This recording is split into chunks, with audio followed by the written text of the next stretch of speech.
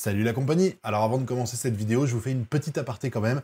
Il s'agit d'une rediffusion d'un live où je découvre une vidéo d'une personne qui parle de 20 incohérences dans SNK. Je précise que le but ce n'est pas d'harceler cette personne, mais plutôt de débunker les choses qu'il a pu dire, parce que j'ai vraiment l'impression, en écoutant la vidéo, qu'il n'a pas compris grand chose de SNK, voire peut-être qu'il a juste appris comment était l'histoire sur ChatGPT, parce que là le niveau est assez catastrophique. D'ailleurs, si on me disait que la vidéo elle avait été faite juste dans le but de faire réagir les gens pour qu'ils mettent des commentaires insultants, ça m'étonnerait pas du tout vu le niveau honnêtement. Allez, j'arrête de parler et je vous laisse profiter de tout ça. Alors, donc on va se manger une vidéo de 23 minutes qui va dire du mal de SNK. Alors, je sens que ça va faire des shorts, hein. Je le dis, je sens que ça va faire des shorts, hein, parce que putain, à mon avis, il y a moyen de moyenner des choses, à moins qu'ils disent des choses pertinentes, c'est possible aussi, hein. Mais je pense qu'on va... On va débunker beaucoup de choses. On verra, hein, ça se trouve, voilà. Aujourd'hui, on va parler d'un manga que j'aime immensément. Vraiment, l'Attaque des Titans, ça fait partie de mes œuvres préférées de tous les temps. Et si on met de côté le dernier chapitre, en tout cas les 20 derniers chapitres peut-être, je pense sincèrement que c'est l'un des meilleurs mangas jamais écrits, battu uniquement à mes yeux par Ashita no Joe, ou comme j'aime l'appeler, Ashita no Goat. Mais voilà, le problème c'est qu'il y a eu une fin à Shingeki no Kyojin. Il y a eu le fameux chapitre 139, Ah qui est, on va putain. dire, l'équivalent narratif d'un crash d'avion à la vitesse d'un titan colossal. Et à partir de là... Et ça commence! Ça commence, donc nous avons affaire à une personne qui n'a pas compris la fin de SNK. Donc ça commence bien les gars. Je sens qu'on va se marrer dans cette vidéo. Je sens qu'il va falloir prendre beaucoup de choses avec du recul, parce que waouh! Quand t'arrives dans une vidéo travaillée de 23 minutes en tant que créateur de contenu, et que déjà t'as pas compris la fin d'SNK, ça part déjà avec un putain d'inconvénient. Continuons.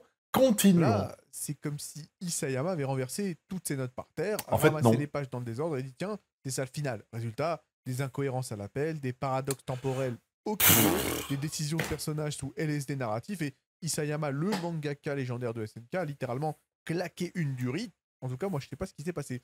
Donc, Je sais pas ce qui s'est passé quand il a écrit la vidéo, mais il avait mis le cerveau en pause, quoi. Alors je précise que je ne connais pas du tout ce youtubeur, je n'ai jamais vu aucune vidéo de lui, et le but ici, c'est plus de faire de l'entertainment que de vraiment cracher sur le mec, qui a peut-être même fait une vidéo sans penser véritablement ce qu'il disait, juste pour faire, pour piquer au vif, parce que c'est le meilleur moyen de faire des vues, c'est de piquer au vif les gens. Donc je vais absolument pas prendre ça au premier degré, et tout ce que je pourrais dire de mal sera pas forcément à prendre au premier degré contre lui. Voilà, je le dis parce que je le connais pas en plus, hein.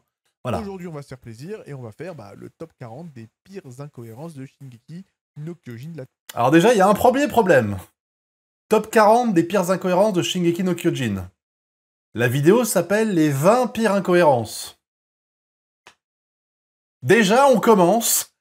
T'es à 50 secondes de vidéo, il y a un problème. Ouais, déjà, il y a un premier problème. Un premier souci, ça a du mal avec les maths. Ça a du mal avec les maths. Bah, la vidéo s'appelle, alors vous le voyez pas parce que je l'enlève pour que tu puisses voir. Il est au boss du stream, regarde, hop, les 20 pires incohérences de SNK, c'est écrit ici. Donc on est passé de 20 à 40. Donc, après, peut-être qu'à la fin de la vidéo, on sera à 80, on sait pas, tu vois. Attaque des Titans, de ce que vous voulez. Donc c'est parti. Allez.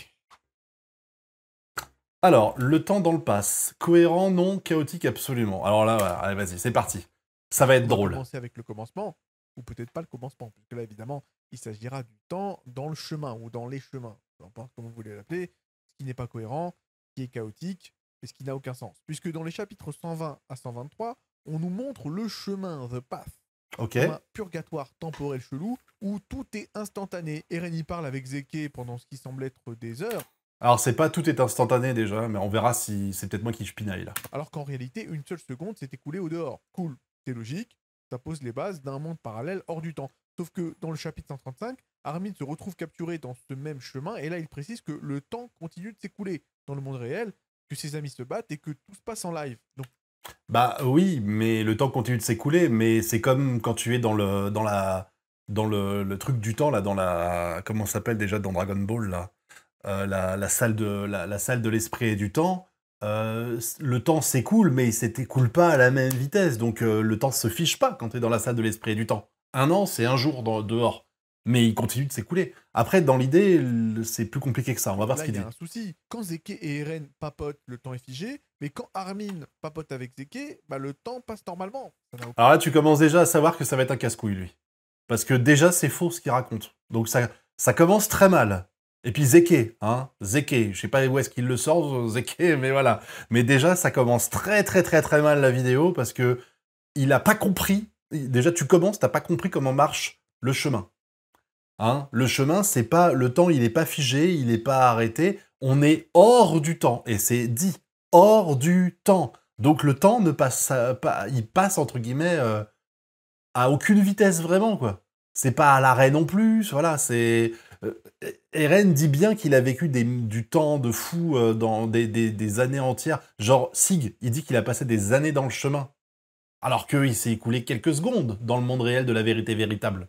Et là, c'est pareil. Il n'y a aucun moment où Sig ou Zeke dit le temps passe à la même vitesse dans le monde extérieur que dans l'intérieur. Il dit juste que le temps passe, c'est tout. Parce qu'il passe. C'est juste qu'il passe pas à la même vitesse. Incroyable d'être de mauvaise foi pareil. Bon, enfin bon, Aucun je comprends pourquoi il comprend pas la fin de SNK maintenant. S'il n'arrive pas à comprendre ça, c'est grave. sens est là. Et évidemment, les fans vont venir nous bricoler une petite justification en mode ok, ça marche comme ça parce que Ymir n'est plus dans le chemin. Ah, pas du tout. Donc, ça change. Ok, c'est bien. Sauf Pas que du ce tout. n'est jamais expliqué. Nulle part, aucun dialogue. En fait, c'est juste une excuse des fans pour sauver un scénario qui se contredit. Oh Je là suis là, c'est désolé, incroyable. moi-même, je suis un fan, mais à un moment donné, il faut regarder aussi la vérité en face. Bon bah il C'est est pas fan de de la ce qu'il a pas narration, c'est compris. juste du cache-misère. Alors, Mika... Oh non, non, non, non, non, non, non, non, non, non, non, je sais déjà ce qu'il va dire. Ah, non mais il a vraiment rien compris. Il a vraiment rien compris à SNK. Non mais vraiment, là, il a rien compris. J'ai déjà la phrase, là, je sais déjà ce qu'il va dire. Je sais déjà ce qu'il va dire, c'est incroyable. Ouais, il est fan, mais il a pas... Tu sais, mais c'est comme... bah, ma fille, elle rate Peppa Pig, tu vois. Bah, moi, des fois, j'ai l'œil sur Peppa Pig quand je suis en train de faire des trucs, voilà, parce qu'il y a Peppa Pig à la télé, mais je regarde pas vraiment, donc je sais pas ce qui se passe, et peut-être que je loupe des cohérences de fifou, mais il y a des choses que je trouve incohérentes, quoi. Ensuite, maintenant, on passe au second problème. Oh, Bah, c'est putain. Mikasa. Voilà, Mikasa qui n'a strictement aucun sens puisque c'est une Ackerman. En tout cas, quoi qu'il en soit, posons les bases. Les Ackerman, donc cette lignée légendaire pourchassée par le roi Fritz pendant des siècles, sont établis dès le départ comme étant une lignée non affectée par le pouvoir des titans et tout particulièrement le titan primordial. Levi et Mikasa ne peuvent pas être transformés ni contrôlés par le pouvoir du fondateur, par le Tout à pouvoir du fait. titan primordial, ni même envoyés dans le chemin. Ils sont, je cite, des anomalies indépendantes du système eldien. Pourtant, dans les chapitres 123, 133 et 138, Oh. Eren envoie Mikasa dans le chemin.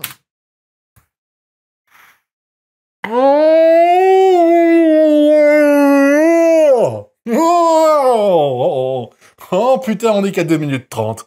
Oh putain, on est qu'à 10% de la vidéo. Oh putain, elle va être longue. Oh là là là là là là. Ouhouhou, ça va être compliqué, les gars. Oh, ça va être compliqué. Ouhou. Ouhou. Zen, zen, je vais me calmer. Incroyable. À quel moment, est-ce que vous vous rappelez à un moment donné dans le manga où il y a écrit que Mikasa peut pas aller dans le chemin parce que c'est une Ackerman? Il y a écrit qu'on peut pas effacer sa mémoire et on peut pas manipuler sa mémoire et qu'on ne peut pas la transformer en titan. À aucun moment, c'est écrit qu'on ne peut pas l'envoyer dans le chemin pour papoter avec elle. Je cherche l'endroit où c'est dit, je vois pas, tu vois. Il dit clairement qu'il utilise le pouvoir du primordial pour lui montrer une scène, un futur possible. Sauf que bah, c'est bizarre, puisque les Ackerman sont maintenant touchés par le chemin. Et même si on considère que Mikasa est techniquement eldienne, qui n'est même pas confirmé, le manga nous dit noir sur blanc qu'elle ne peut pas être affectée par les mêmes pouvoirs que les autres. Et c'est pas juste un détail, c'est la base de son immunité à l'influence de la lignée royale. Mais quand faut faire pleurer dans les chaumières et forcer une résolution magique à la fin à coup de Waouh. fictif à la berserk, exactement lorsque Griffith a une espèce de vision dans sa petite maison avec Casca et leur enfant ou je sais pas quoi. Putain, c'est moche les Bah dessins. là, on oublie l'immunité des Ackerman. Voilà, on s'en fout. Encore une fois, c'est une incohérence. Waouh. Alors, la divinité 4D qui suit le script comme une stagiaire docile. Ok, on va voir ce qu'il dit. Putain, 3 minutes 35 de vidéo, c'est dur. Hein. La divinité de la 4ème dimension qui suit le scénario comme une stagiaire docile, puisque, en principe, Ymir voit le passé, le présent, le futur, c'est la toute première titan et elle vit tout en même temps. Et donc, avant même d'être libérée, elle sait. C'est quoi cette photo hamster? Logiquement. Et donc, avant même de voir Mikasa trancher Eren, elle l'a déjà vu. Mais alors, pourquoi est-ce qu'elle reste 2000 ans à empiler du sable dans le chemin? Pourquoi est-ce qu'elle laisse des générations entières se faire massacrer? Pourquoi elle ne fait rien alors qu'elle a accès à toutes les lignes temporelles? Et surtout, pourquoi c'est Quelle lui qui ligne assiste à temporelle? une fille qui n'a... Quelle ligne temporelle? Quelle ligne temporelle? Y a pas de ligne temporelle. Wow! Wow! Wow! Oh, oh putain, 4 minutes!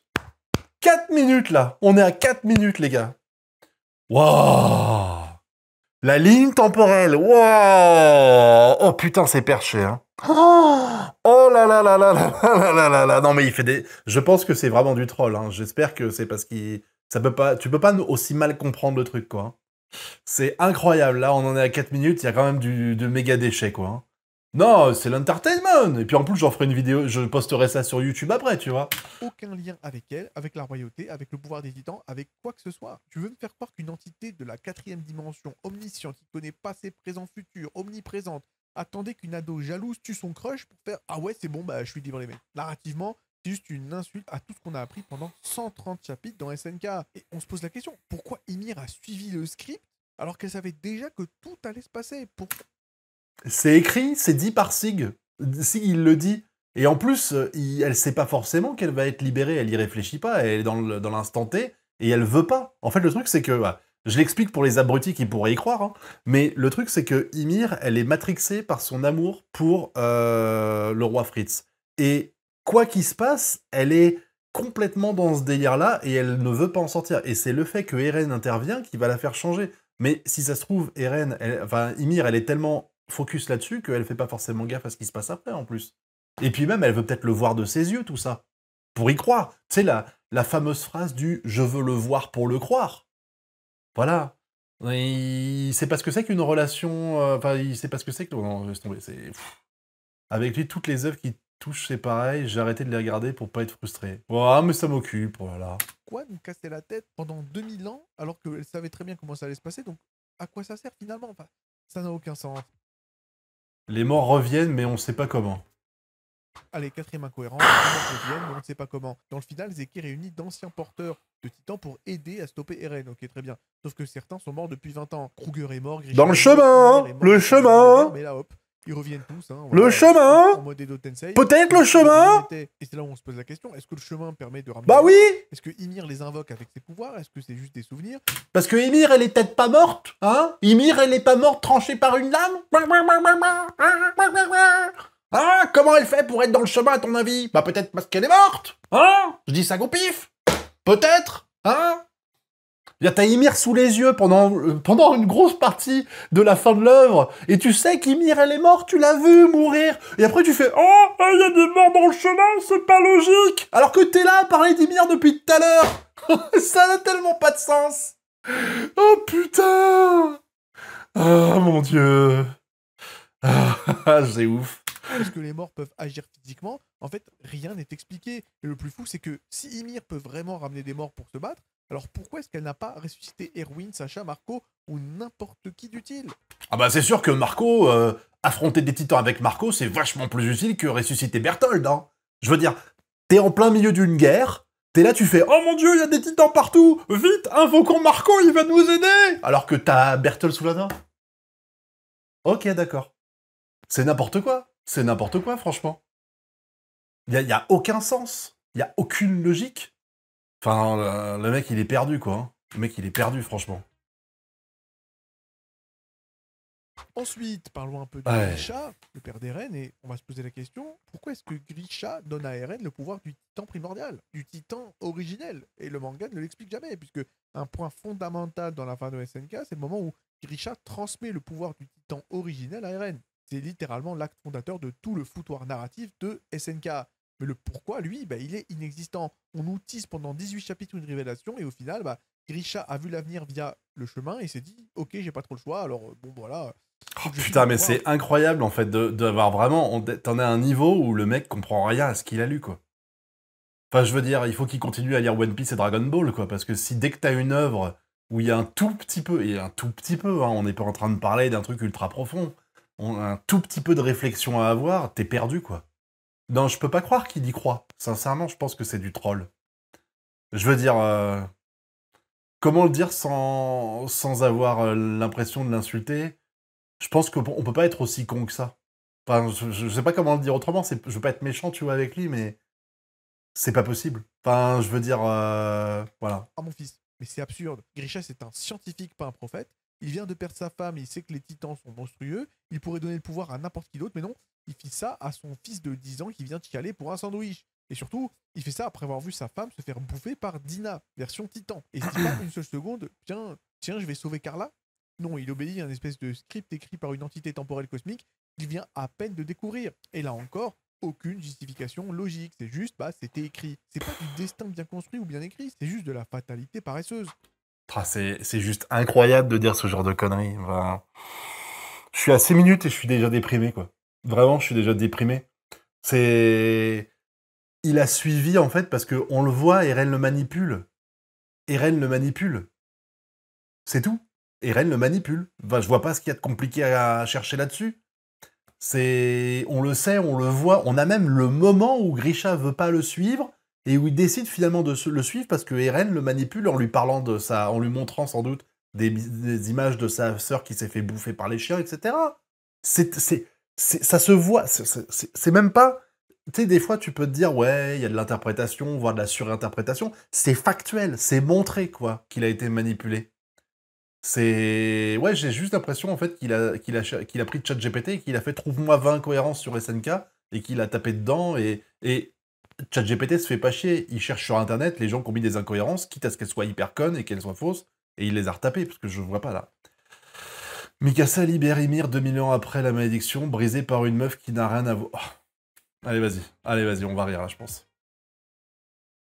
Sixième incohérence, et elle est liée à la troisième. Encore une fois, on va reparler de cette espèce de scandale narratif de Mikasa qui libère Ymir. Donc 2000 ans de malédiction brisée par une meuf qui n'a rien à voir. Rien à voir. Donc c'est la résolution qui a mis tout le monde d'accord pour détester la fin. Enfin, je crois. Hein. Il y a beaucoup de... Ben, sauf que c'est pas un ado de 16 ans, Yuji. Il a pas 16 ans quand il le manipule. C'est un mec qui vient de passer un temps infini dans le chemin. Donc déjà, il avait pas 16 ans quand il est rentré dans le chemin. Et en plus de ça, il a clairement pas 16 ans. Le mec qui aime bien la fin. J'ai jamais compris pourquoi, mais bon, en tout cas, moi, ça m'a mis d'accord. On parle d'un monde gouverné par un pouvoir ancien transmis à travers les générations, lié à la lignée royale au sang eldien, à la malédiction des titans, au cycle de la haine, bref, un système de souffrance qui dure depuis 2000 ans. Et la personne qui vient tout casser, c'est pas un descendant de Fritz, c'est pas Historia. Mais si. C'est pas parce que c'est une Ackerman que ça l'est pas. Ah, c'est pas C'est une Eldienne à la base. Du titan primordial. C'est juste Mikasa, la pote d'enfance, qui a zéro lien avec les titans, à part un vague. J'aime Eren, mais je suis pas sûr comment. Et pourquoi Waouh! Mais waouh! Non mais c'est juste incroyable. Comment tu veux le prendre au sérieux après ce mec? Alors après, je sais pas s'il fait d'autres vidéos qui sont un peu plus quali, mais... Enfin, sans parler de quali.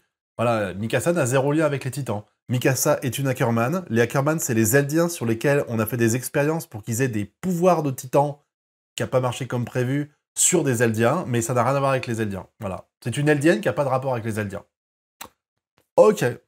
ça marche? Parce qu'elle prend une décision, celle de tuer Eren, et Ymir, entité éternelle, regarde ça et dit « Waouh, une femme qui a fait un choix sentimental. Moi aussi, j'ai souffert d'un amour toxique, donc je suis libre. » Voilà. C'est ce qu'on appelle la résolution la plus forcée de l'histoire du manga. Et parce qu'elle contredit toute la logique interne du récit de SNK. Ymir n'a aucune raison de s'identifier à Mikasa, et encore moins de la considérer comme sa sauveuse. C'est pas du symbolisme, c'est un court-circuit narratif. Et encore une fois, pour moi, c'est comparable avec le fait que dans la saison 8 de Game of Thrones, et attention, j'ai spoilé, c'est Arya qui tue le roi de la nuit, alors qu'elle n'a littéralement aucun lien avec lui. Pour moi, c'est... Mais il faut que tu sois le cousin du roi de la nuit pour avoir un... Non, ouais. c'est un Même scandale, là, ni plus ni moins. la meuf, on va partir là-dessus. Moi, je sais que je suis un des mecs qui trouvent pas ça forcément grave, parce que en fait, tout le monde... Je sais pas ce que les gens voulaient. Ils voulaient que ce soit Jon Snow qui le tue, mais c'est quoi le lien entre Jon Snow et le roi de la nuit? On m'explique, genre, c'est son cousin par alliance, c'est sa réincarnation dans le monde réel de la vérité véritable, il y avait aucun lien non plus. Il y avait personne qui avait un lien avec ce personnage-là. Aucun lien, personne. Aucun. Arya, à la rigueur, elle a été formée pour être une assassine. Donc qu'elle arrive en zoom zoom et qu'elle bute le roi de la nuit, pour moi, c'est logique. Elle a été formée pour ça. Elle a été formée pour assassiner les gens. Donc quelqu'un qui arrive en plein milieu d'une guerre et qui le one-shot un peu discretos, voilà, bah c'est logique pour moi. Pour moi, Arya, c'était la seule qui pouvait tuer le roi de la nuit. Hein. Parce que tu pouvais pas le tuer en confrontation frontale entre deux armées. Il fallait que le roi de la nuit soit occupé à autre chose pour que Arya, elle arrive et schling schling, quoi. D'ailleurs, au passage, best idée, hein. Les gens qui se cachaient, je tiens à le dire quand même, les gens qui se cachent dans des catacombes quand t'affrontes un mec qui est capable de ressusciter les morts. L'idée du siècle. Tu sais, oh, il va ressusciter des cadavres, cachons-nous dans le cimetière. Oh, putain, mais qu'est-ce qu'ils étaient cons. Oh, les humains, hein, c'est les mecs de Twitter, hein, pas possible. Ou c'est peut-être ils ont peut-être des liens avec Yaji, visiblement. Ils comprennent la même chose qu'eux, quoi. Alors, Zeke, du coup. Arrête le grand terrassement alors qu'il n'a aucune autorité pour le faire. Mais...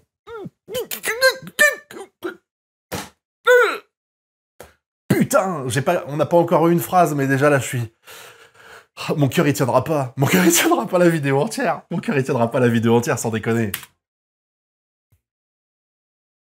7e problème, 7e incohérence, 7e inconsistance. Zeke arrête le grand terrassement alors qu'il n'a aucune autorité pour le faire. À partir du moment où Ymir donne ses pouvoirs à Eren, c'est bon, il est le primordial. Mais non! Il décide tout. Il peut mais non! les malédictions, créer des titans sur mais commande, non! effacer des mémoires. Non! Littéralement la divinité du monde de SNK. Et non! pourtant, dans le chapitre 137, Zeke n'a plus aucun pouvoir depuis qu'il s'est fait manipuler par Eren dans le chemin. C'est même dit explicitement. Putain, t'as vraiment rien compris. T'as vraiment rien compris. C'est incroyable. Le niveau de compréhension est abyssalement bas. Il est à néant, là. Il est à néant. Je veux dire, tout le monde sait que si Eren a des pouvoirs, c'est parce qu'il doit passer par Sig, parce qu'il a besoin d'une personne. C'est le principe du manga. Pourquoi Eren, il a été chercher Sig pour parler à Ymir? C'est parce qu'il a besoin de ça. Sig, c'est le vaisseau qui permet le lien entre les deux, quoi. Ouais, non, mais le chef, à côté, le chef, il a tout compris, quoi. Hein. Eren contrôle tout, alors pourquoi Zeke peut encore accéder au chemin, activer des souvenirs et matérialiser des gens? Parce qu'il a toujours son pouvoir. Comme si c'était un dresseur de Pokémon.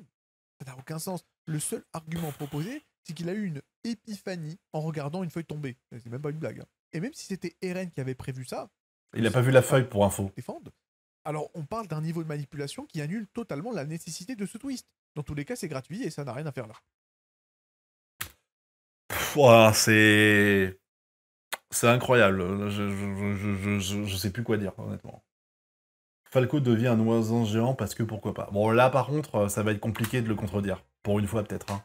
Peut-être, hein, on sait pas, ça dépend. Souci, Falco devient un oiseau géant parce que pourquoi pas. Dans un manga où la biologie des titans est un mystère flou mais vaguement encadré, tu ne peux pas sortir un titan oiseau volant au chapitre 135 comme un coup de génie. Et pourtant, c'est ce qu'a fait Isayama, toute honte bue et sans trembler du menton. Falco se transforme donc en oiseau géant, pas parce qu'il a mangé un titan qui vole, pas parce qu'il a été conçu pour ça, non, juste parce qu'il a absorbé le liquide. Pourquoi il mangerait un titan qui vole? Et que Zeke est lié à un titan singe. Donc voilà.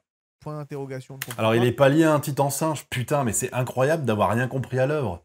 Bestial. Titan animal. Et quand on regarde sur le dos de Eren, on voit bien qu'il n'y a pas que des singes. Ouais, non, mais il n'a pas lu SNK. Non, mais je te confirme, là, il n'a pas lu SNK. Il n'a pas lu SNK. Par contre, j'ai pas vu la fin, mais là où il aurait pu avoir un... Là où le seul argument qui était valable et où là, on peut pas contredire, c'est le fait que Falco change de titan au fur et à mesure. C'est-à-dire que la première fois qu'il se transforme en titan, il a pas cette... il ressemble pas exactement à ça. Tu sais, il a un bec, mais il a des bras, etc. Il a pas des ailes, tu vois. Et je comprends pas pourquoi après, il aurait des ailes qui pousseraient comme par magie alors qu'il les avait pas au début. Ça, tu vois... Je suis d'accord. Pour moi, c'est un problème. Ça, c'est une incohérence, tu vois. Et apparemment, il a vu aussi une espèce de vision d'un titan qui est capable de voler. Donc encore une fois, ça n'a aucun sens. D'ailleurs, depuis quand le liquide rachidien détermine la forme du titan? Et même si c'est le cas, pourquoi Zeke n'a jamais évoqué cette possibilité auparavant? Pourquoi Mar, qui fout des... Mais pourquoi il en parlerait, en fait? C'est pas comme s'il racontait sa vie, Zeke. Enfant dans des tubes à Puis titans Zeke, depuis des décennies, n'a jamais tenté ça. Et le ça a été dit qu'il y avait des choses qui... Bon, pire, c'est que Falco maîtrise son titan dès la deuxième transformation. Ouais, Berthold, il l'a fait dès la première. Même Eren, Reiner et Annie ont eu besoin de temps de crise et de perte de contrôle pour réussir à...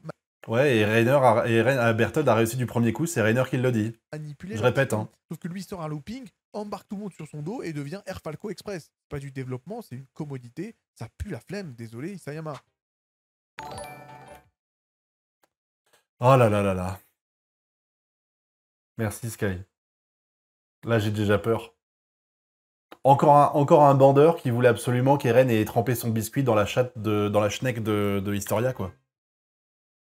Allez, 9e incohérence, le bébé d'Historia. Voilà. Putain, on est même pas à la moitié, quoi. Donc un mystère construit qui a été évacué par un PNJ. Alors, Ce qui est ouf, c'est que dans l'incohérence dont j'ai parlé à propos de Falco, il en a même pas mentionné le fait que son titan changeait entre deux transformations. Alors que c'est le seul argument valable. C'est une dinguerie. C'est une dinguerie d'être incompétent pareil. Enfin, dizaines de chapitres mettent en place un doute profond sur la grossesse de Historia. Et le manga te susurre dans l'oreille, et si Eren était le père? Et tu te dis, bah c'est logique, ça renforcerait leur lien. Bah non, en fait, qui a dit ça? J'aimerais qu'on me dise, j'aimerais que vous me citiez le moment dans le manga où quelqu'un dit « Et si Eren était le père ?» Bon, courage, ça n'est jamais arrivé. Jamais. Il n'y a pas un moment où une bulle de dialogue, c'est « Et si Eren était le père ?» Pas une seule fois. Pas une fois. Pas une. Zéro, walou. C'est tout. Ça expliquerait pourquoi Historia Tome 3.5. est autant mise en avant dans la deuxième partie, et ça donnerait du sens à la symbolique de l'enfant, du futur, de l'héritage. Et puis Mais non! c'est un fermier random, un mec qu'elle connaît depuis l'enfance, mais qu'on ne connaît pas. Mais on s'en bat les couilles! Donc voilà, à la prochaine. Mais alors, pourquoi tant de scènes énigmatiques? Pourquoi la non-réaction d'Historia? Pourquoi Eren parle du bébé comme si c'était le sien? À quel moment Eren il parle du bébé comme si c'était le sien? À quel moment? À quel moment? Mais il a pas lu le même manga que moi! Il a pas lu le même manga que moi, c'est pas possible! À quel moment? À quel moment t'as Eren qui fait « Oh là là, je l'aime déjà ce petit bébé !» Mais c'est juste une dinguerie! C'est une dinguerie! Franchement, non mais c'est pas possible! Non mais c'est pas possible de raconter de la merde tranquillou comme ça, tu vois? Ce mystère, si c'est juste pour le casser. Mais le but, c'était de faire en sorte que Historia, elle soit éjectée pour qu'on soit obligé d'aller chercher Sig pour le plan d'Eren. Eren avait besoin d'aller à Revelio pour récupérer le titan Warhammer, et pour récupérer Sig, il voulait pas impliquer Historia, et du coup, il a fait ça, et elle a dû tomber enceinte, sinon c'était Historia qui se transforme en titan. C'est tout. Avec un faux twist qui n'a aucun paiement. Si, il y en a un. Je viens de te l'expliquer. Apothéose artificielle. Détruit toute implication émotionnelle qu'on aurait pu avoir autour de cet arc narratif. Ça n'a aucun sens. Oh là là. Donc attention, vous êtes prêts? Il va t'expliquer que les motivations d'Eren, à savoir sauver ses amis, c'est dégueulasse. T'es prêt? 10e problème, les motivations d'Eren dans le chapitre 139 sont du freestyle sous THC, ni plus ni moins. Puisque pendant tout l'arc final, Eren est froid, déterminé, il dit clairement, voilà, je vais activer le grand terrassement, j'ai vu le futur, j'ai pas le choix, c'est parti. Sauf que on arrive au chapitre 139, puis là, il balance à Armin. Donc apparemment, il aurait fait ça pour protéger ses potes. T'as par contre 2 secondes, juste... 2 secondes. Alors, honnêtement, je vais te dire, je suis pas... je fais des erreurs au montage, il n'y a pas de souci. Mais il y a un truc qui se répète depuis tout à l'heure. Et pourtant, il n'y a pas beaucoup de montage dans sa vidéo. Je veux dire, il enchaîne les vidéos, il n'y a pas de transition, quasiment, il n'y a rien. Mais depuis tout à l'heure, à chaque fois, sur sa putain d'image, là, il y a ça. À chaque fois qu'il affiche ce truc-là, il y a ça, ici, là. Ça me perturbe à mort. Putain, comment t'as fait pour pas gommer ça quand t'as fait ton PNG? Là, il balance à Armin. Donc apparemment, Voilà. il aurait fait ça pour protéger ses potes. Et aussi parce Je vois qu'il que aime ça depuis Mikasa. tout à l'heure. Super, merci beaucoup de nous le dire juste à la fin. Et aussi parce qu'il voulait pas qu'elle l'oublie. Aussi parce que il savait pas trop ce qu'il faisait. Waouh. Il voulait voir la mer. Encore une fois. Bah oui, oh oui, bah oui. Ouais, écoutez les gars, Eren, il a fait le grand terrassement, il a tué des milliards de gens parce qu'il voulait voir la mer. Il vient de le dire, hein. Il vient de le dire, Eren a fait tout ça parce qu'il voulait voir la mer. C'est bien connu. Eren, il avait envie de voir la mer qu'il n'avait pas vue avant, hein. Il l'a pas vue dans la saison 3, hein. Non, il voulait voir la mer. Watt sur 20, j'ai rien compris sur 20. Issa... Ah, on a la réponse, les gars. Ça mériterait, Attends, on va... Il voulait voir la mer, encore une fois. Tu veux dire que le mec qui a génocidé sur 20, j'ai rien compris sur 20, j'ai rien compris sur 20, j'ai rien compris sur 20, j'ai rien compris sur 20, j'ai rien compris sur 20. Au moins on le sait, il admet, il a rien compris. Tu vois, au moins c'est clair maintenant, tu vois.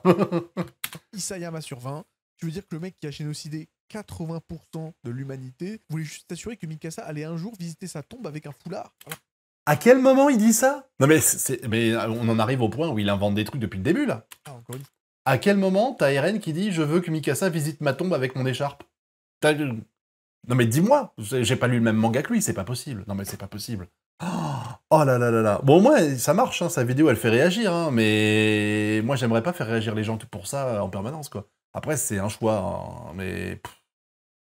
Ouais, c'est au chapitre 140 qui dit ça. c'est même plus une contradiction, c'est un démontage en règle du personnage qu'on a construit pendant 130 chapitres. Et même dans le contexte de l'histoire, si Eren voulait vraiment envoyer 80% de la population.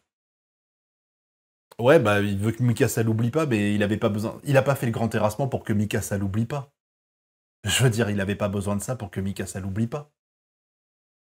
C'est pas le but et c'est à aucun moment dit. Enfin, c'est évident qu'il veut pas qu'il l'oublie, mais il a pas tué des milliards d'êtres vivants pour que Mikasa ne l'oublie pas. Tu crois que s'il l'avait pas fait, Mikasa l'aurait oublié? Je crois pas, non. Population mondiale sur Pluton, bah pourquoi feindre l'hésitation? Ça n'a aucun sens, c'est de la confusion scénaristique. Non, aucune confusion, c'est juste de la compréhension. Oui, mais ça n'a pas de sens ce qu'il raconte. Il dit il voulait voir la mer, Eren, c'est quoi le sens? Impôt. Alors... Ah, je souffle déjà. 11e incohérence, et attention, il nous en reste encore 29, donc accroche. Ah oui, il va falloir s'accrocher, putain.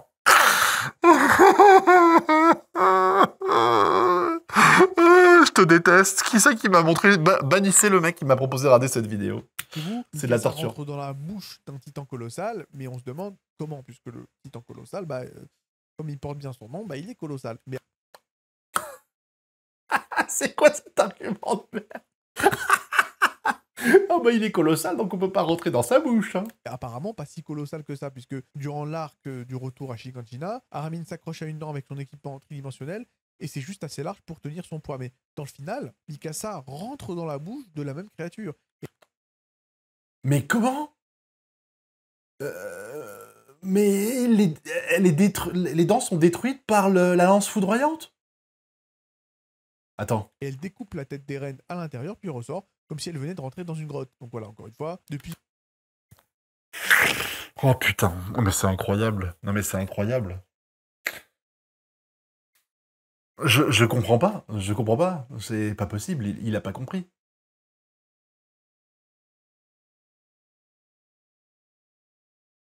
Oui, mais il savait que ses potes, ils mourraient pas, quoi. Mais son argument, là, il n'y a pas d'argument. Cherche pas Yuji, la logique. Regarde ce qui vient de sortir comme Manari. Il n'y a pas de logique dans son argumentaire. N'essaye pas de lui en trouver une. La preuve. Il rentrait entre les deux. Il n'y a pas de logique, quoi. Quand l'équipement ODM peut faire ça, et surtout, pourquoi les...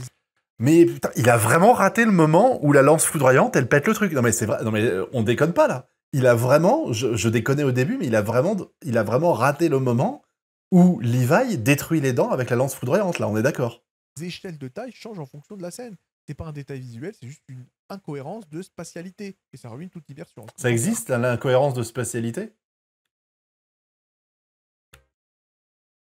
Personne ne comprend que le fondateur est 4D, même ceux qui l'ont. 12e problème, personne ne semble comprendre que le titan primordial est en 4 dimensions. On regardera après. Le passé, le présent, le futur. Et même ceux qui l'ont ont du mal à le saisir. Puisque Eren découvre que le titan primordial, ou titan fondateur, peu importe comment vous voulez l'appeler, vit dans toutes les époques à la fois, bah, il devient fou, il voit tout, il sait tout, c'est bien. Alors pourquoi Frida Rice, qui avait ce pouvoir avant lui, ne réagit pas du tout comme ça? Pourquoi il ne comprend pas? Mais c'est littéralement dit, ça. C'est littéralement expliqué que Frida, elle n'a pas le... C'est même dit, quand Grisha, il vient la voir, il lui explique, et elle comprend pas, et il lui dit que le pacte de non-agression lui enlève certaines connaissances et fonctionnements du titan originel. C'est dit. C'est dit. Non mais c'est expliqué par Grisha lui-même. Ah, c'est chaud quand même. C'est chaud d'avoir vraiment rien compris à l'œuvre à ce point-là. C'est catastrophique, quoi. Ah là là. Rien n'anticipe rien, n'a aucune... On est à la moitié de la vidéo, les gars, après. temporelle. Pourquoi est-ce qu'elle est choquée de voir Eren utiliser ce pouvoir alors qu'elle aurait dû elle-même vivre toutes les époques en même temps? Et le plus gros problème, si Karl Fried... Bah, l'explication, elle est facile, c'est normal. Le pouvoir, il est bridé, donc elle va pas laisser... Tu vas pas laisser le pouvoir à des gens que tu veux manipuler. Tu enlèves. C'est normal de retirer des capacités de titan. Si tu décides, toi, en tant que roi Fritz, de faire en sorte que tous tes descendants ne puissent pas aller à l'encontre de tes désirs, tu vas pas leur donner des pouvoirs qui te permettent d'aller à l'encontre de tes désirs. C'est juste la logique. Si demain je veux interdire si demain je veux interdire à quelqu'un de rentrer chez moi, je ferme ma clé de la maison, tu vois. Oui, je lui pique la clé, tu vois, mais tu trouves des trucs, c'est normal. C'est pas une explication facile, c'est juste de la logique. Fritz a vraiment pu voir le futur quand il a effacé les mémoires et lancé le vœu de paix. Pourquoi il n'a pas empêché Eren d'obtenir le primordial et de tout foutre en l'air? Et il le sait pas parce qu'il a que l'originel, il a pas l'assaillant, c'est l'assaillant qui fait Soit ça. ils avaient tous le pouvoir en 4 dimensions, soit ils sont tous idiots. Et soit ils n'avaient pas ce pouvoir et Eren est un cas spécial. Mais dans ce cas-là, le manga aurait dû le dire. Et Donc il sait pas ce que c'est le pouvoir de l'assaillant, en fait. Pour faire simple, il sait pas, quoi. encore une fois, aucune réponse. 13e problème, pourquoi Jean voit Sacha, Waouh. Hannes, mais pas Marco? Puisque, ok, on arrive à la fin du manga, Mikasa voit le Piave, Jean et Connie voient les morts qui les saluent, Sacha, Hannes, tout le monde est là, sauf Marco, qui était littéralement le moteur émotionnel de Jean. C'est sa mort qui l'a changé, qui l'a motivé, qui l'a fait passer de C'est je veux si une vie grave que facile ça à je deviens héros. C'est Et appro- pourtant, Donc c'est une incohérence. Genre, il y a un personnage qui est pas présent à la fin, c'est une incohérence. Non mais on arrive à un niveau alarmant. On arrive à un niveau alarmant, quoi. C'est le mec qui se bourre la gueule, il était pas dans l'écran de fin, donc on parle là on en est carrément au niveau de l'incohérence. Il est pas en train de dire que c'est dommage qu'on voit pas Marco, ce que je pourrais comprendre, tu vois. C'est une incohérence. C'est comme si tu disais demain Sacha elle s'est resservie que 2 fois en steak au lieu de 3, c'est une incohérence, quoi. Non, même la définition d'incohérence, elle va pas, dans quoi. le dernier adieu cosmique, Jean ne voit pas son pote. Encore une fois, c'est pas grand chose, c'est un peu une trahison du développement de personnage de Jean. Et à ça s'ajoutent tous les petits détails qui font que ce chapitre 139 donne l'impression d'avoir été écrit sous hypnose. Oh là là là là. Eren voulait faire un 0 Requiem, non, juste non, quoi. Allez, on passe à la 14e incohérence, avec effectivement donc Eren qui s'est pris pour le louche. Sauf que non, ça marche pas. Waouh. Bah non, il s'est pas pris pour le louche, en fait. C'est justement ça qui est intéressant et qui est subtil, c'est que le but, c'était pas de faire une lelouch. Puisque dans Code Geass, le louche devient... Les gars, Zeke et Code Geass. Code Geass. C'est le code du cul de Guy. Le code de cul de Guy. Code Geass, putain. J'ai jamais entendu. Non mais c'est du troll, c'est pas possible. La vidéo entière est du troll. Si c'est le cas, chapeau. Hein. Si c'est le cas, chapeau. Mais... Waouh, Code Geass, quoi. Putain, c'est bon, ça. Code Geass. Elwyn, tout à l'heure. Après, Elwyn, c'est la première version des tomes... Quand tu achètes les tomes dès qu'ils sont sortis en français, ils ont traduit Major Erwin par Elwyn. C'était chelou, mais bon. Ouais, mais il prononce mal, il prononce pas correctement, donc tu fais pas quoi. Moi je prononce en français parce que plutôt que rater la prononciation de Jap, quoi.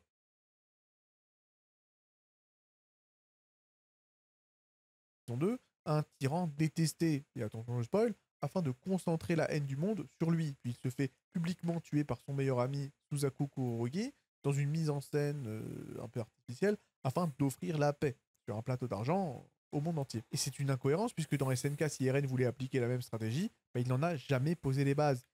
Mais il voulait pas faire ça.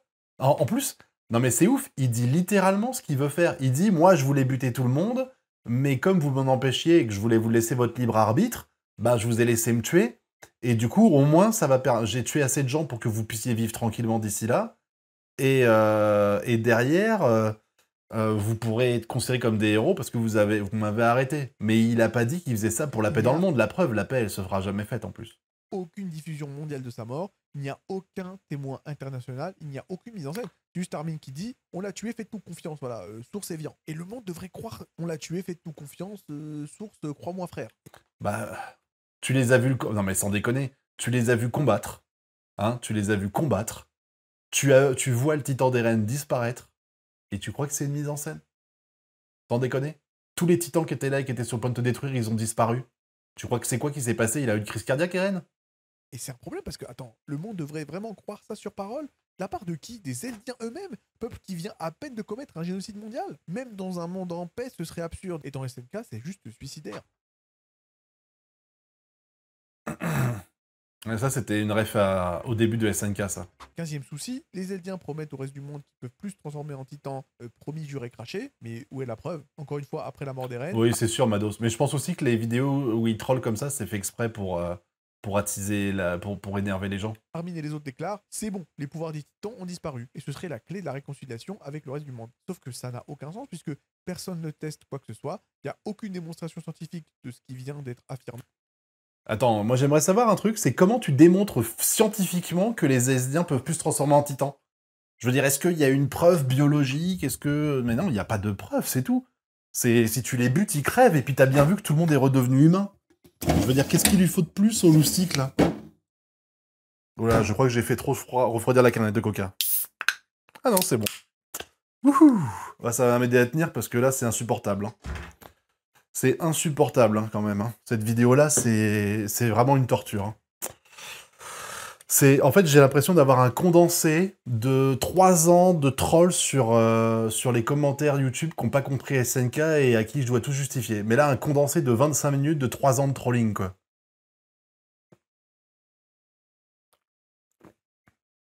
C'est vrai que c'est une idée. Kodo Jiatsu. Oui, d'ailleurs, ça va pas parce qu'il aurait pas prononcé code si c'était vraiment la prononciation japonaise qu'il avait faite. C'est... voilà. Mais aucun signal visuel, rien en ce qui concerne l'ADN, pas de test biologique, juste une déclaration de bonne foi venant du peuple qui vient de détruire 80% de la planète. Ouais, enfin venant des mecs qui viennent surtout de sauver 20% de la planète. Et même ça, c'est bancal. On sait que les titans peuvent choisir de ne pas se transformer. Par exemple, Eren ne le fait pas lorsque Pieck le menace au chapitre 106. Donc l'argument du « ils n'ont Bah, il en a pas réagi sur besoin. la menace, donc ils ne peuvent pas se transformer bah, », c'est juste une connerie scénaristique. Dans un monde où un simple titan peut annihiler une armée, ce genre de supposition ne suffit clairement pas. Et de toute façon, ça sert à rien de leur tirer dessus. S'ils peuvent se transformer en titan, ils se transformeront en titan et ils te butera après. C'est quoi l'intérêt? Mikasa est la clé de tout, mais l'auteur s'en foutait depuis le début. Oh putain. Il reste 8 minutes, les gars. 16e souci, Mikasa est la clé de tout, mais Isayama a l'air de s'en foutre depuis le début, puisque dans le chapitre final, Mikasa est présenté comme le déclencheur émotionnel qui libère Ymir après 2000 ans de souffrance, on en a déjà parlé, ça n'a aucun sens, mais c'est une incohérence, puisque dans une interview de 2013, Isayama dira que les personnages qui comptent vraiment dans l'histoire sont Eren, Armin et Historia, et Mikasa, bah, elle est absente, même. Alors là, je serais curieux de voir l'interview. Hein. Parce que, clairement, j'ai aucun souvenir de ça. Et de toute façon, tu vois, dès le premier chapitre, il avait déjà prévu le fameux... vous savez, la case où Eren fait le rêve de ce qui va se passer plus tard. Donc, j'ai aucun souvenir d'une interview où il dit ça. Hein. Mais de toute façon, ça peut pas contredire l'œuvre, Nolan. Chapitre 1 de SNK. Les premières pages, tu vois le rêve d'Eren, et dans ce rêve, il voit Mikasa au moment où il va raconter le rêve où il a la tête tranchée dans le chapitre 138.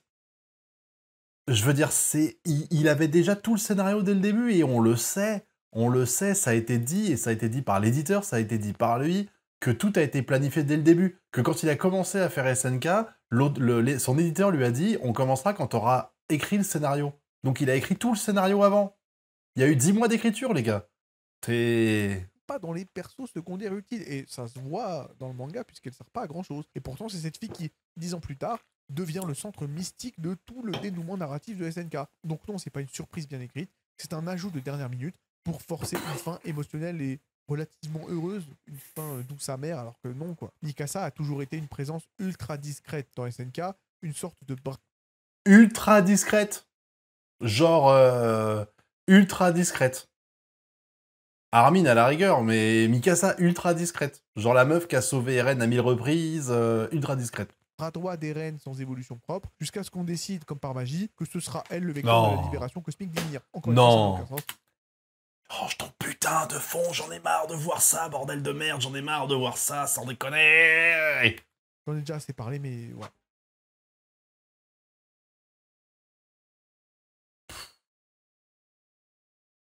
Oh là là. Il est d'ailleurs tellement en travers de la gorge qu'on va en parler dans la 17e incohérence de la vidéo, puisque Isayama ne sait pas écrire de romance, mais il base tout le final dessus, encore une fois. La relation entre Eren et Mikasa est mise en avant comme l'élément central du chapitre final, notamment avec la fameuse scène du baiser sur la tête décapitée. Sauf que c'est une incohérence. Isayama a avoué lui-même qu'il ne savait pas écrire leur romance. Il n'a pas osé les faire s'embrasser au chapitre 50.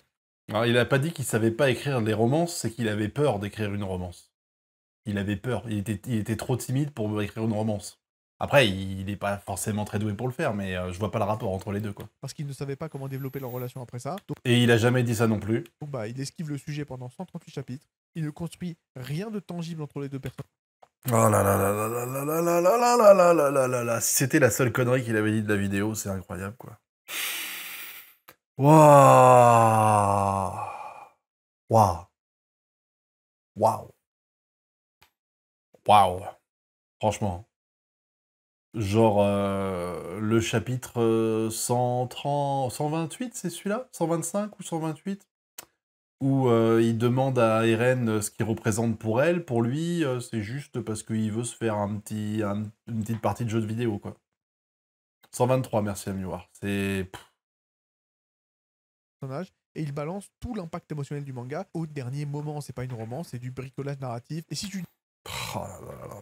sais pas écrire de romance, bah t'en fais pas l'ingrédient principal de Et si tu sais pas faire de vidéo, bah t'en fais pas, en fait. ton menu narratif.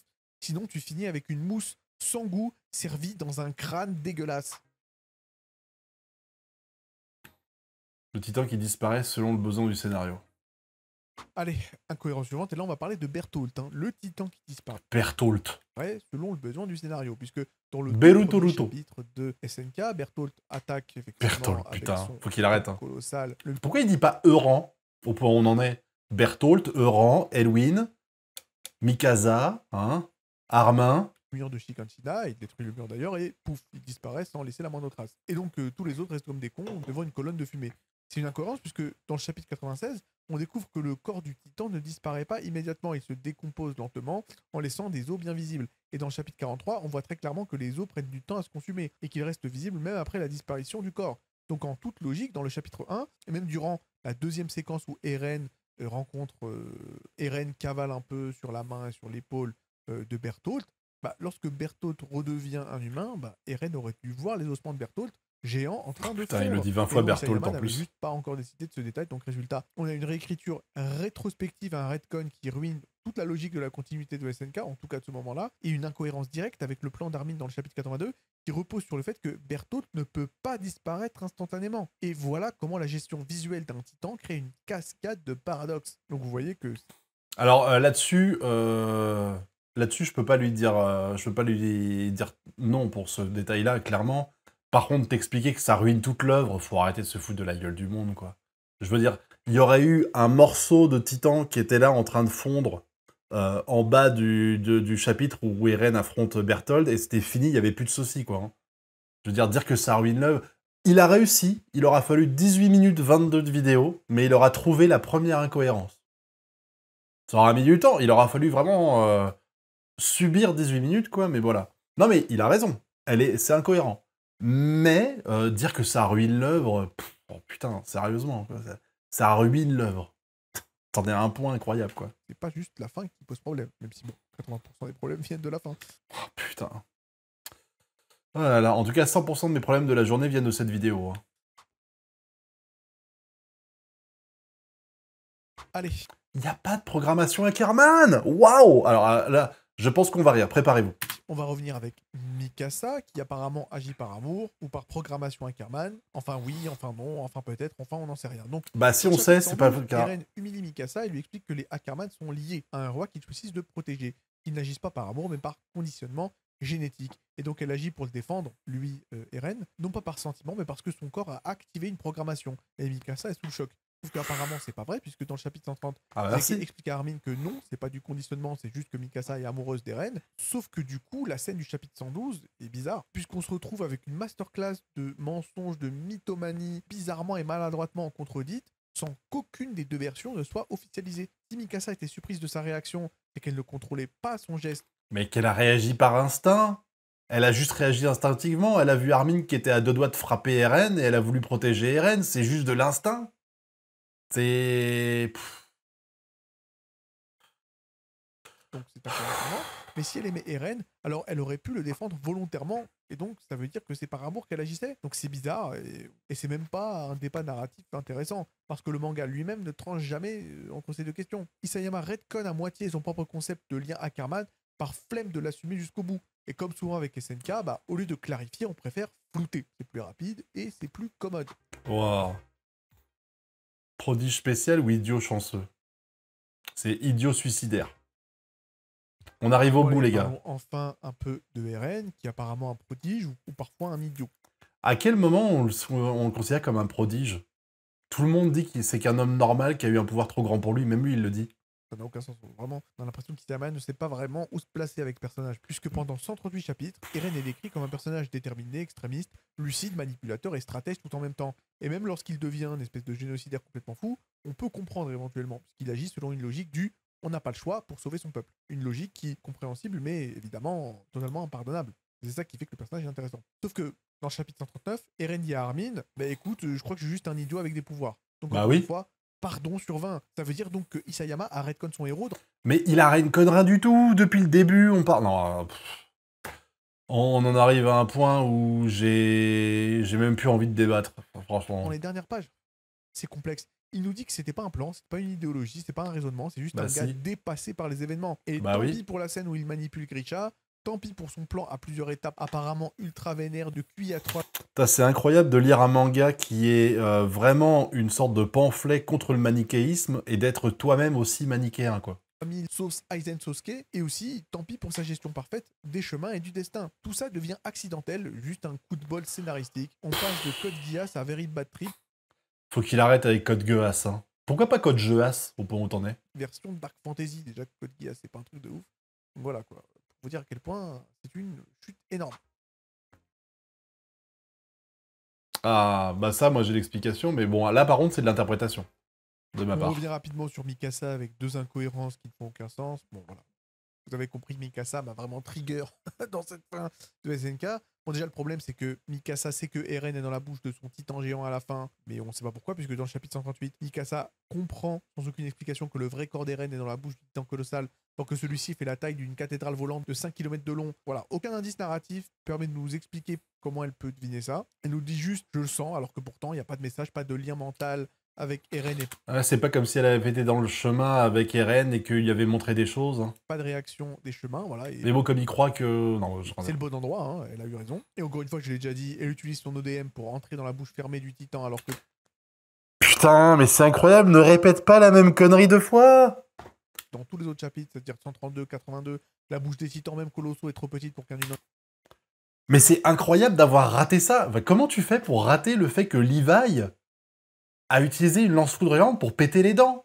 Et tu le vois en plus. C'est pas un trou entre les dents, c'est pas une bouche ouverte. Tu vois bien que les dents, elles sont pétées. On le voit, même quand... puisse Attends. passer en entier. Elle y arrive comme dans une cinématique de Kingdom Hearts. Non mais c'est pas Super. possible. Et Mikasa, j'en ai déjà parlé. Mais Ah, tu vois bien que les dents, elles sont pétées, là. Là, on le voit, il a pas la bouche ouverte. C'est pas un passage entre deux dents. On voit bien que la dent, elle est pétée. Il a mis la scène dans la vidéo. Non mais c'est incroyable. Mikasa est une Ackerman, je le rappelle. Pourquoi Mikasa peut entrer dans le chemin alors que c'est censé être impossible pour elle? Et il a déjà expliqué ça, mais c'est n'importe quoi. Enfin, c'est n'importe quoi ce qu'il dit. Autre incohérence avec Mikasa, et là on va reparler des bases, bah Mikasa déjà c'est une Ackerman, donc encore une fois immunisée au pouvoir du titan primordial. C'est répété au moins 3 fois dans le manga. Non, immunisé au fait de pouvoir manipuler ses connaissances et son savoir. Tu peux pas... Voilà, mais ça veut pas dire que tu peux pas l'emmener dans le chemin, mais bon. Et au moins 50 fois dans cette vidéo. C'est répété par le grand-père de Kenny, c'est répété par tout le monde. Bon, mais encore une fois, au-delà du flash-forward qui n'a aucun sens, rien que le fait qu'elle puisse entrer dans le chemin 2 fois sans aucun souci, en principe c'est littéralement impossible. Et surtout, cette entrée dans le chemin est utilisée pour justifier la romance, la fameuse romance que je déteste, la mémoire manipulée, justifier l'intervention d'Ymir. Bref, toute la fin repose sur une scène qui ne peut pas exister parce que Mikasa est une Ackerman. Elle n'a pas le droit d'être là. Elle n'a aucune descendance eldienne, aucun lien royal, aucune autorisation scénaristique puisque son père était un Ackerman et sa mère était une asiatique. Donc, en principe, elle peut pas rentrer dans le chemin. Et bah si, les Ackerman, c'est des Eldiens. Les fans défenseurs de la fin, c'est ouais, bah, peut-être que maintenant, le pouvoir primordial... Mais pas peut-être! Pas peut-être, c'est juste une Eldienne! Peut fonctionner sur les Ackerman. Ok, alors pourquoi personne ne s'en sert depuis 2000 ans? Pourquoi les rois n'ont pas manipulé les Ackerman au lieu de les exterminer? Mais ils peuvent pas les manipuler, c'est ce qui est dit! La seule différence avec les Ackerman et les autres Eldiens, c'est qu'on peut pas les manipuler et qu'ils peuvent pas se transformer en titans. Mais ce sont des Eldiens! Et encore une fois, c'est un retcon, un oubli volontaire pour que la scène de Mikasa dans le chemin puisse exister. On est littéralement dans un univers où l'auteur t'invente des portes de sortie dans son propre mur anti-porte de sortie. Donc voilà, ça n'a aucun sens. Donc je vais m'arrêter là, encore une fois, vous l'aurez compris. Pour moi, Oh, c'est pitié. une grande déchirure, l'attaque des Titans. Hein. Oh, non, il m'a déchiré mon fion, là, manga avec sa vidéo. intelligent, profond, dur en même temps, avec un lore précis, des thématiques géopolitiques super intéressantes, de la tragédie humaine, et puis, bah voilà, quoi.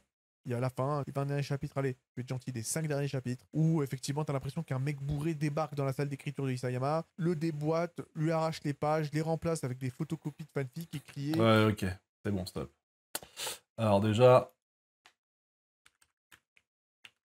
Voilà. On va juste mettre ça. Je vais pas me battre. Je vais pas me battre. Mais voilà.